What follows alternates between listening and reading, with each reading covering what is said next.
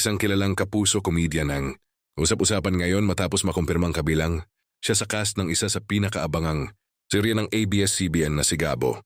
Bagamat hindi pa lantaran ng lahat ng detalye tungkol sa kanyang karakter, marami na ang excited na makita ang kanyang pagganap sa naturang proyekto.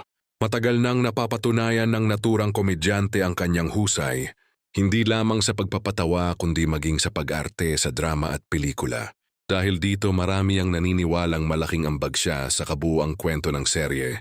Ayon sa ilang taga-subaybay ng showbiz, isa siya sa mga personalidad na madaling makatrabaho at may magandang samahan sa kapwa-artista. Kaya naman hindi na nakapagtataka kung bakit isa siya sa napiling maging bahagi ng malaking ensemble cast. Sa paglipas ng mga taon, napatunayan din ng naturang komedyan na kaya niyang makisabay sa iba't ibang genre. Mula sa komedya hanggang sa mas seryosong mga eksena, nagagawa niyang maghatid ng natural at epektibong pagganap. Ang kanyang pagsali sa Si Gabo ay isa ring patunay na mas lumalawak na ang oportunidad para sa mga artista mula sa iba't ibang network. Mas nagiging bukas ang industriya sa mga kolaborasyong nagbibigay ng dekalidad na entertainment sa mga manonood.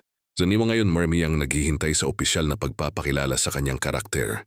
Habang patuloy ang mga pasilip tungkol sa serye, lalong tumitindi ang intriga kung ano ang magiging papel ng sikat na kapuso comedian sa inaabangang Si Gabo.